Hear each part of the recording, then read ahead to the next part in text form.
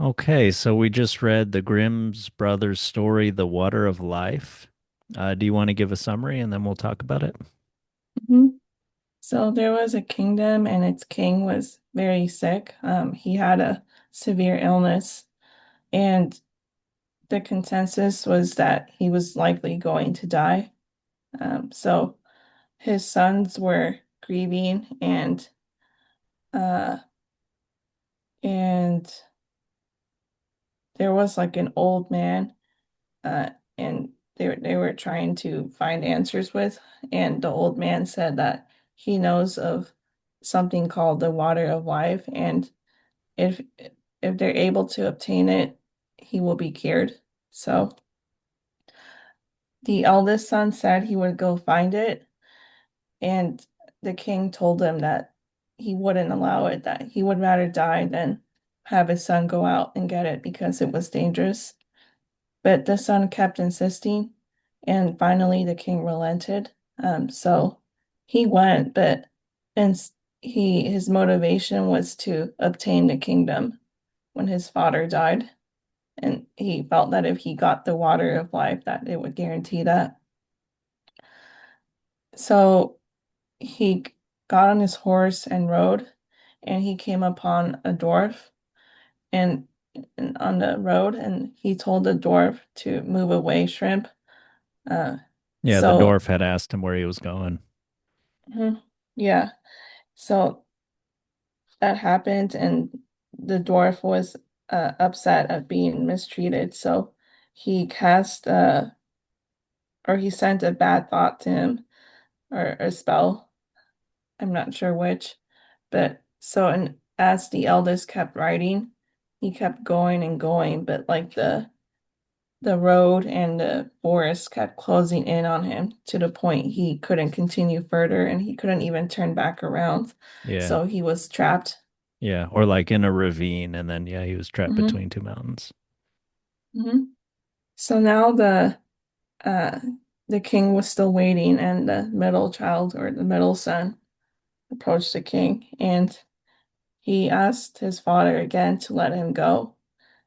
And of course, the king said no, but the middle son insisted, and he gave his approval for him to go. And this middle son, his motivation was that if his brother obtains the kingdom, he won't have anything. Um, and No, actually, that wasn't the motivation, but more if his brother's dead, now he's in line to get the kingdom. So again, it was more self-interest, with as his motivation for him going. So the middle son, got on his horse, and again he went down the same path and came up upon the dwarf, who asked him where he was going. And again, the middle prince was very rude and called him a little shrimp, and that it had nothing to do with him.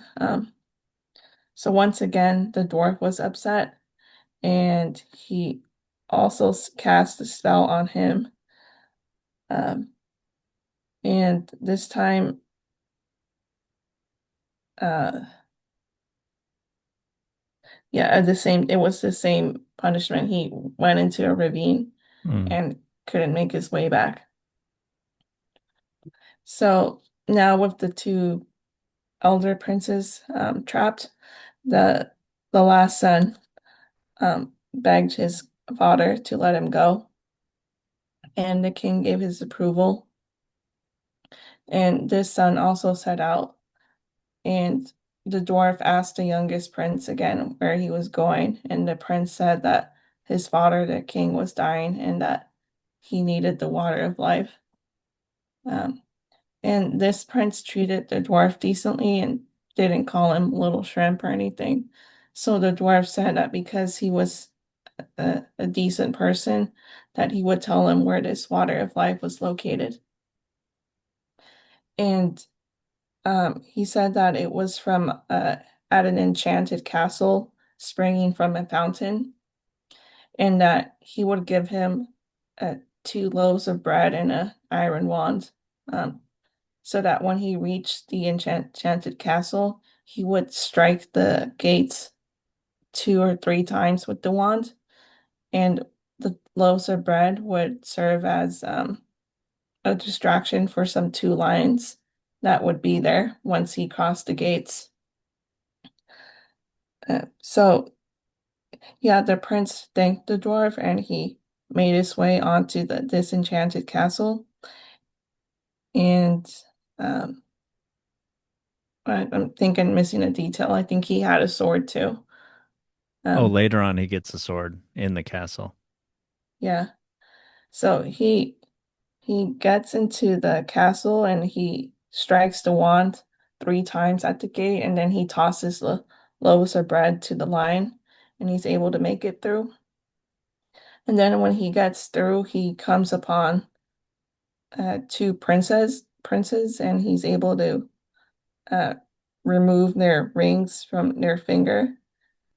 And as he keeps going, he finds a sword, I believe. Yeah, at the same And place where the princes are, a sword and a loaf of yeah, bread.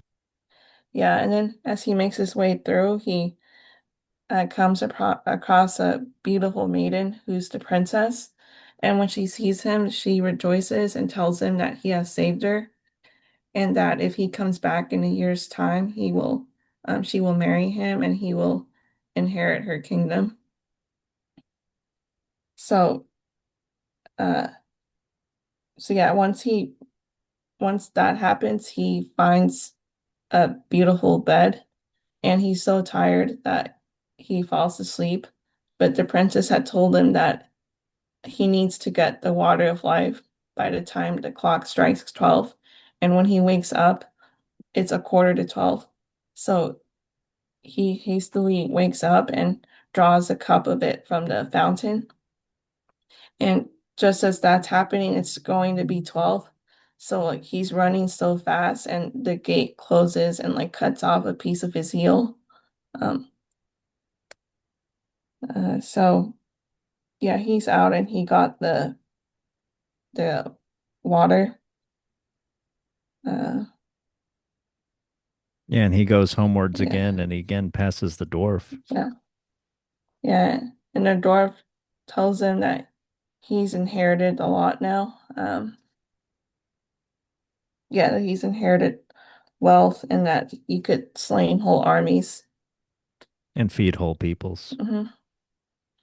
Yeah.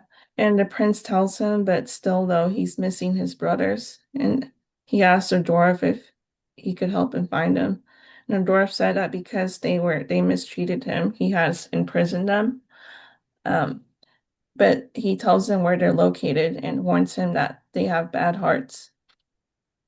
So the prince finds his brothers and he explains to them everything that happened. The finding the water of life and his promise from the princess to be able to marry her. And as they like go through they cross kingdoms to go back to their father, the king. He he uses his sword and bread loaves to help the kings of those kingdoms slay their enemies and prosper again. And those kings are very grateful.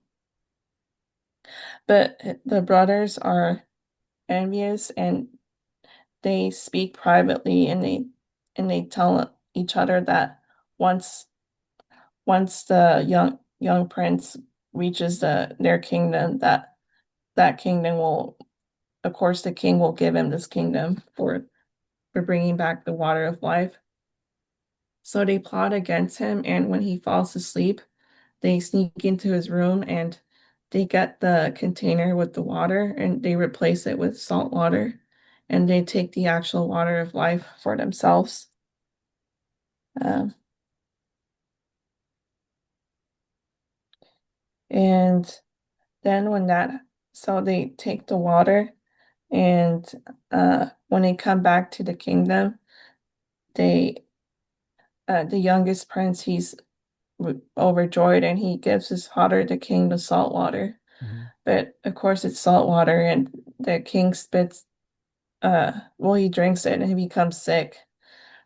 And and at that moment, the brothers come and accuse him of trying to poison their father. And they bring the water of life with them. And when he drinks the water of life, he recovers quickly and he's as healthy as he was in his youth. Hmm. And now the king believes that his youngest son plotted against him. And I believe I guess he doesn't say explicitly, but he seems to be banished. And the brothers mock him and they tell him uh, that he should have been more observant to their plot, and that now, if he's lucky, he'll be able to live. Hmm. But he can't tell their father, the king, anything about this. Yeah, and one of them is gonna get the princess. Hmm. That as well. Um, so yes, the king is so angry about this uh, that he himself plots to have his son secretly shot. So he sends the hunter to go out with the youngest into the forest, and the hunter seems to have a good heart, and he's so his conscience is so burdened that once they're deep in the forest, the young prince is able to notice that he seems upset, and he asks the hunter what's wrong. The hunter responds that he shouldn't tell him, but he has to, and he tells him that his father sent them both out there for him to be killed. Of course, the prince now fears for his life, and he tells the hunter that you know, this doesn't have to happen, and that they should exchange clothing.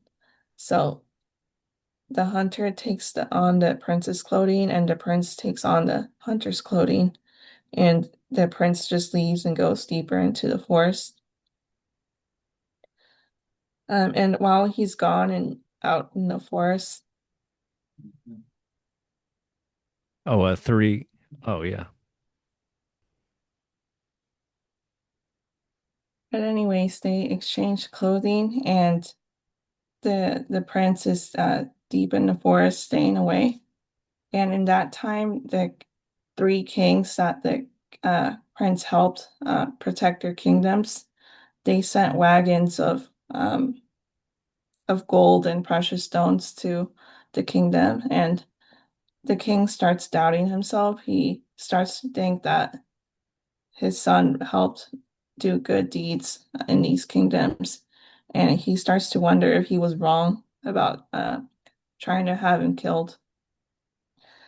And that, yeah, it's now weighing on his conscience. So the hunter hears this and he tells the king that he couldn't bring himself to kill his son and that he still lives. So the king then sends out a proclamation that um, his son might return, and that if he does, to just that yeah, I guess to just let him make his way through. And in that time, the princess she had a golden road made up to her palace, and she knows that if the prince comes, that he will ride into on that road, and she will know it's the right person. So yes, then after hearing all this, the eldest prince he decides it's time to make his trip to the princess soon. Um, so he goes, but he when he happens upon a road, he sees that it's gold, and he doesn't want to step on it because it's too beautiful. So he rides on the right side to reach the palace. And when the attendants are at the gates, they know that he's not the correct prince, so they turn him away. And soon the middle prince, um, he decides to set out for the princess to have her for himself. So he goes and when he goes on the road, the his horse only puts one foot on the road, but then the prince also decides that it's too precious to ride on. So he goes on the left side to reach the palace. And once again, the attendants know that he's not the right prince. And finally, the youngest prince, he feels that his life has kind of fallen apart, but that the only thing that would help him now is just to at least be with the princess. So he rides to the palace, and he um he is so uh motivated and consumed by wanting to see the princess that he doesn't notice the golden road, and he rides straight through it with the horse. And when this happens, the princess knows that he's the right one, and they marry. And it was also like toward just as the year was ending, so it was the original agreement they had that Hmm. he would come in a year's time. Uh, so yeah, they marry, and he gets the kingdom, and then his father, the king, hears about it. Um, and so the father invites him back, and the the prince explains everything that happened, including the betrayal by the brothers, um, and how he kept silent. And the king, he wants to punish the brothers, but they're out by sea and they never come back home. Yeah. What did you think about that story? It was, well, there's a lot of common themes, but it was also felt different too. So Hmm. I think How it had a so? good balance of both. Hmm. How did it feel different to you? Is it because of how selfless and noble the prince was? The third? No, um, it was more well, I'm probably getting far ahead of myself, but just the ending with the brothers just being gone by sea and Hmm. nothing really happens to them, like outside of there isn't no punishment or explicit one. Hmm. You didn't think maybe that they never came back as long as they lived. I mean, it's like they're banished. It's like they Mm-hmm. died. Mm-hmm. They certainly are banished, which means they live in ignominy or death or, it's like they basically don't have anything of what they want. It's Mm-hmm. like the stepsisters in Cinderella don't get to marry the prince and they have to stay at home. Mm-hmm. Yeah. Well, I mean, you put it that way, I guess it was still a punishment. Usually it's something like execution or something in a lot of these stories we've read. Yeah. Uh, Yeah, I used to think when I was a kid, I noticed that like in the ancient world, they would often exile people instead of execute them. And I always thought that was like it was notable because it was obviously supposed to be a terrible punishment, and yet that doesn't seem so bad to me. But in the ancient world, now this is not the Brothers Grimm world, but these stories could have some of the ancient story filtered into them. But in the mhm, ancient world, banishment was often death, and it was a social death, and especially for like an aristocrat or something, it might mhm, be actual death, or at least mhm, like total fall and considered like your life is utterly destroyed. You don't have any connections and you will maybe be a beggar or nothing in the other place. mhm. People might abuse you, might kill you, things like that. Yeah. People in the ancient world were very tied to their city, to their land, and if they were kicked out of it, it was almost as bad as or worse than death in some ways. Mhm. Yeah. And the idea just crossed my mind that maybe the sea is a hell of sorts, Yeah, since hell is separation from God. So, yeah, in exactly. the Christian worldview. So, Yeah, in this case, the in this story, the sea seems to represent like really, really far away into like the magical realm, into so far away it's like an unrecognizable place. Like to go to the enchanted castle with the water of life, it's like the end of the world. It's kind of like saying that, you know. It's the place where bad things happen when they're coming back in the brothers together. That's when they, they trick him and they kind of like turn his fate around to almost death. It's a bad place. And it's the other water in this story. It's the salt water. It's the water that makes you more sick than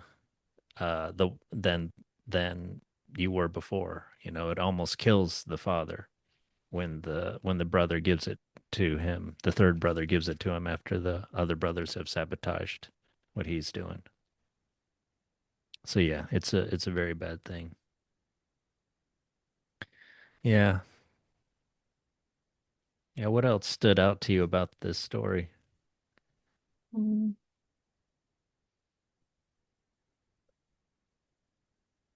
Yeah, don't be haughty. The story tells us that Yeah. directly. Yeah, just the reminder, the symbols of like water and bread just had me thinking of Jesus Christ too. Yeah, right. And with this Mhm, bread that he gets from the enchanted castle when he takes the rings from the enchanted princes and gets the sword also, with that bread, it's like the loaf that just keeps giving. It's a horn of mhm, plenty. It's the food that just keeps giving. mhm, And not only does it feed the whole lands of the three kings whose kingdoms are suffering from famine and war, it also gives to the prince later because they, in appreciation, send wagon loads of gold to him.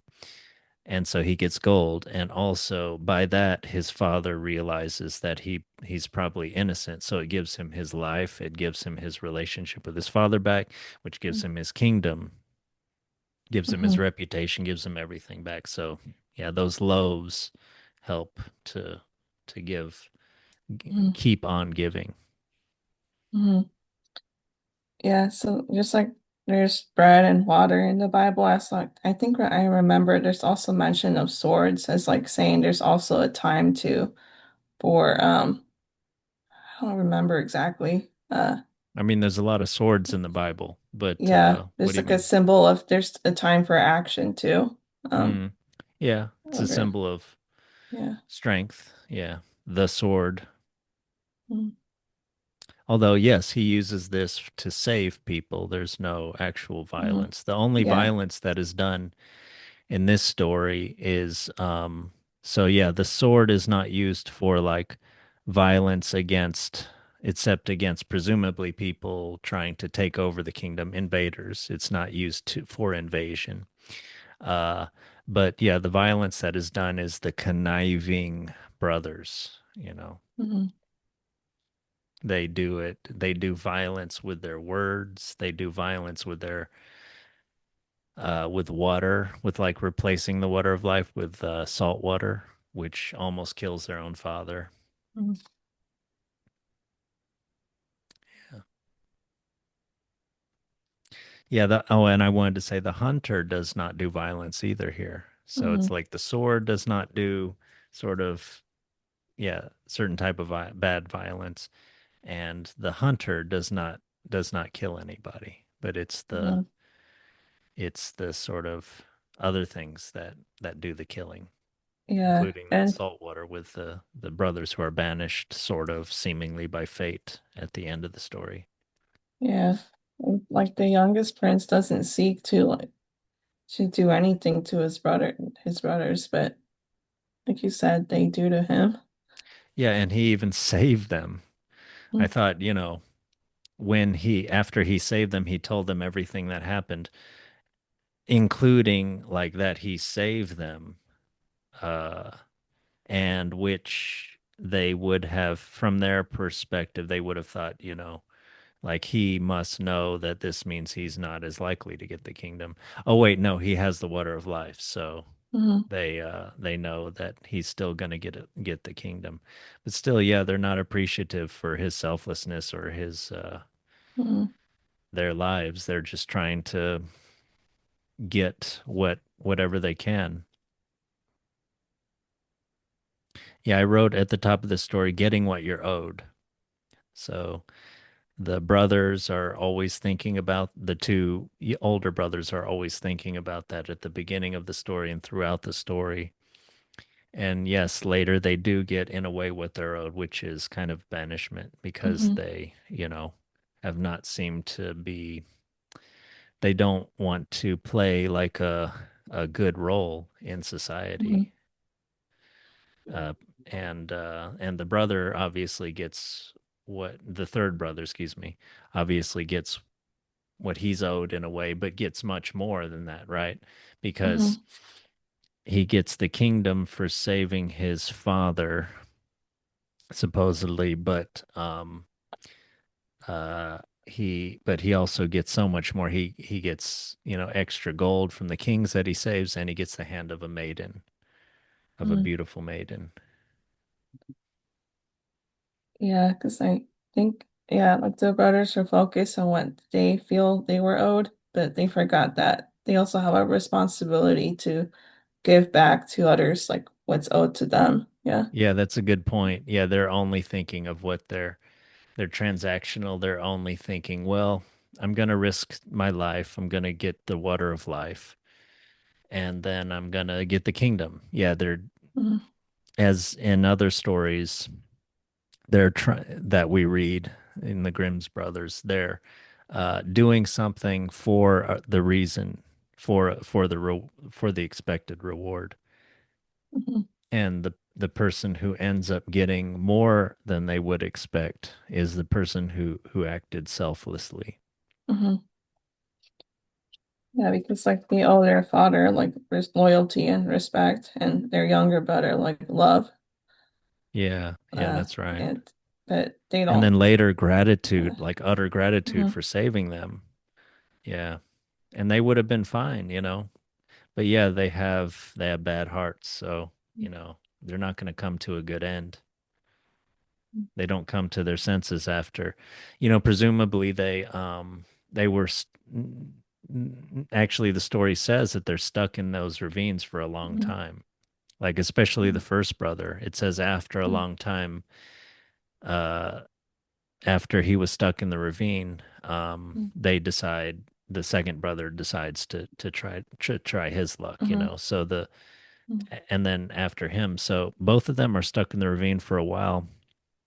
You could think this is a time for self-reflection, but I think this is one really big difference between people with character and people without very good character is reflection, Mhm. and I think that's a lot of what uh, talking to a wise person, which in the ancient world was called therapy, terapia, something like that. The Stoics talk about this. And even now, with our therapy, with a psychotherapist, I think at its best, that's that idea where you're talking to someone and you're learning to reflect, and they are reflecting back to you maybe some criticisms and things that you need to know to try to understand how to act well. But yeah, they have all the two older brothers have a long time to reflect, but they're obviously not, they're still just waiting their turn to try to get something that they're owed. Yeah.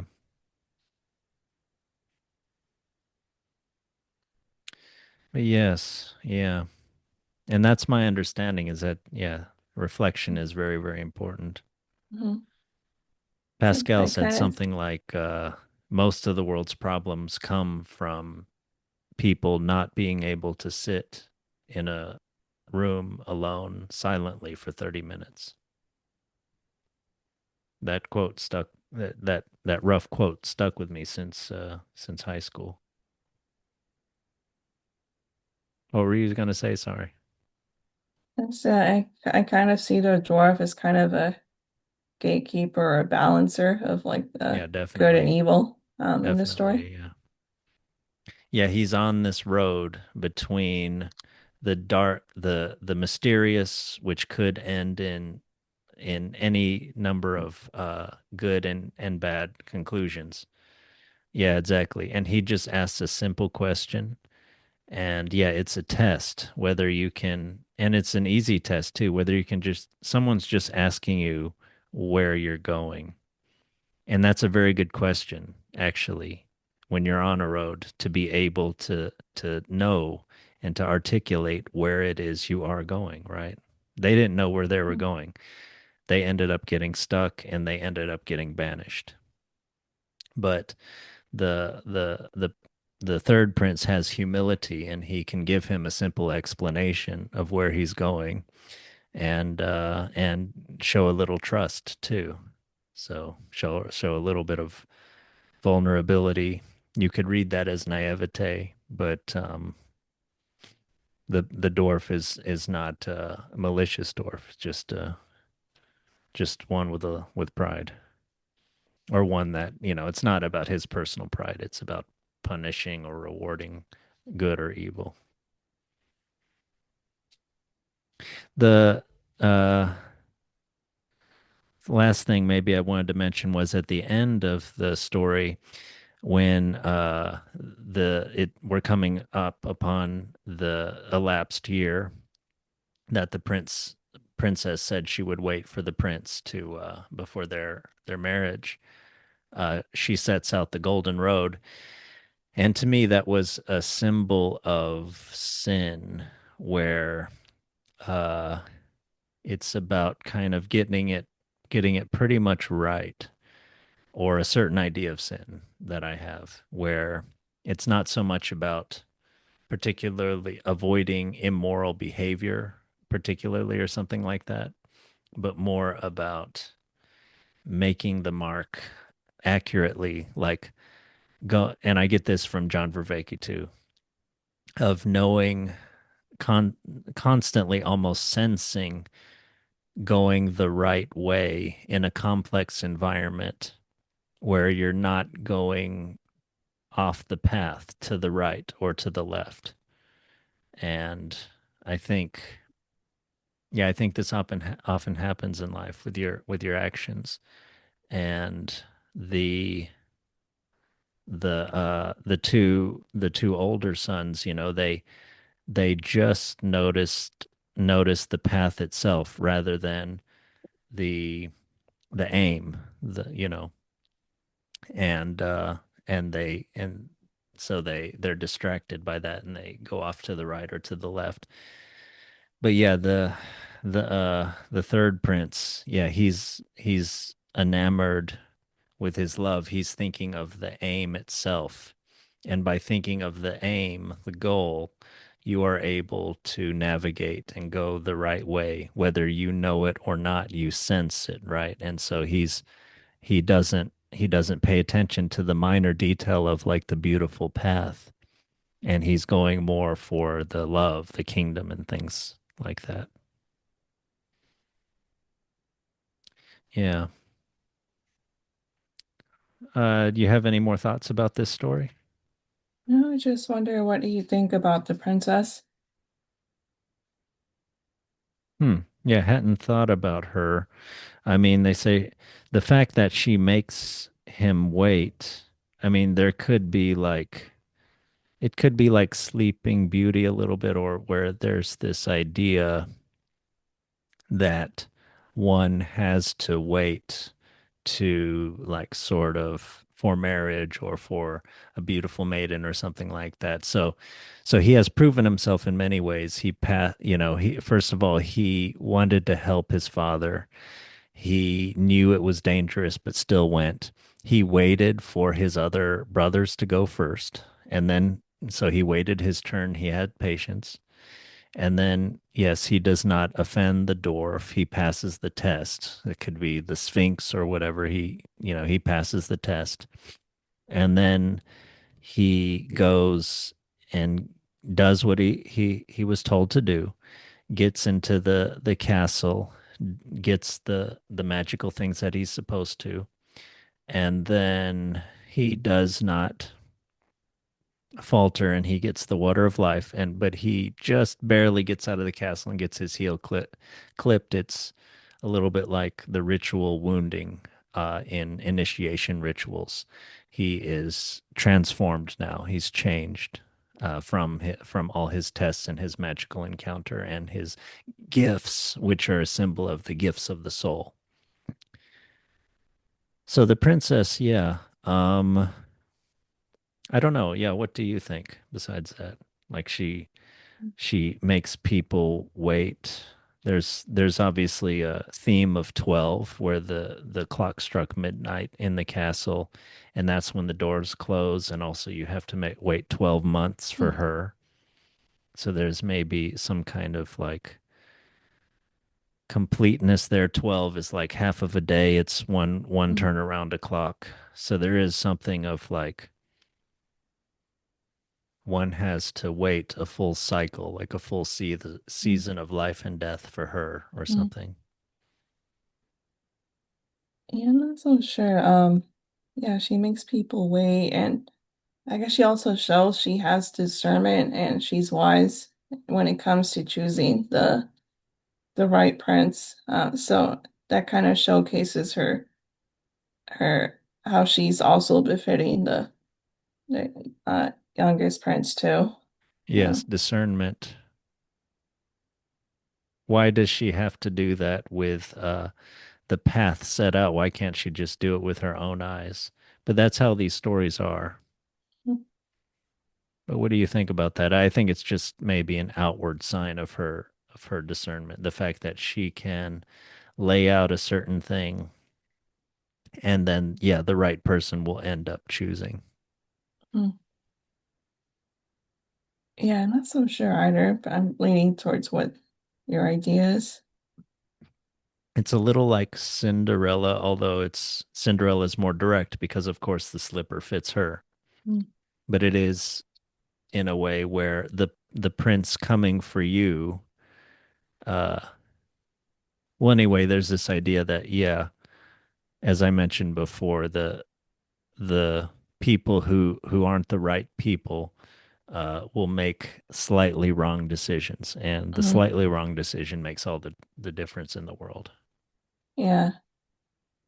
Yeah, and they're like, yeah, because I think the rails were just a visual thing for her to show who's distracted from the right path in life. Yeah, yeah, and it's a good illustration of the wrong things are salient to you.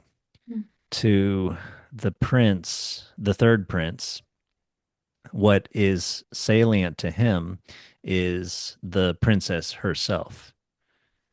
What is apparent to the senses of the first two princes is the beautiful path itself. So in a way they're like someone who is distracted and enamored by appearances, by wealth, by luxury, things like that, rather than the truer gifts in life, which truly bring happiness and and good things in life.